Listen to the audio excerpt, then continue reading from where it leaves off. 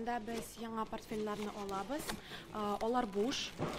Biz аларны ачабыз һәм аннары мәктәп әйберләрне анда куябыз. Санаулы минутлар içinde яңа рюкзак уку әсбаплары белән шыплап тула. Яшь гвардиячеләр Лисичанск һәм Рубежный шәһәрләрендәге балаларга мәктәп кирәк-яраклары әзерли.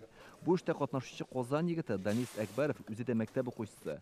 Белем алу өчен мөһим булган бөтен нәрсә бар монда ди. Мен уйлыйм, балаларга бик кирәкле әйбер икән. Чөнки без рюкзакларга җыябыз бик кирәкле әйберләрне, каләмләр, анда бар гуашлар, клей, бөтен әйбер бар анда. Менә беренче класска кирип киткән балаларга бик кирәкле әйберләр дип уйлыйм.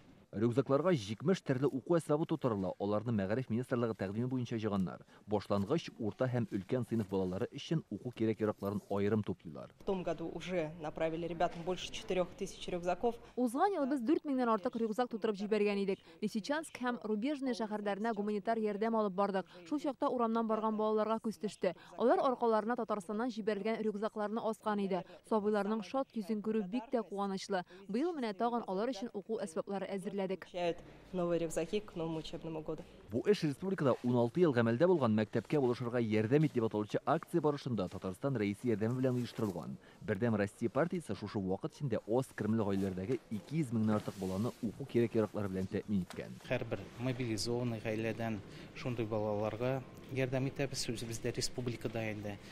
Һәм инде икенче ел инде Лисичанск шәһәренә озатабыз шушындай балалар өчен кирәк-яраклар. Мәктәп кирәк-яраклары былтыр Лисичанск шәһәре генә булды. Быел инде шунарга тагын Рубежный шәһәрдә өстәлдә барысы бергә 2500-нан артык наборлар озатылар.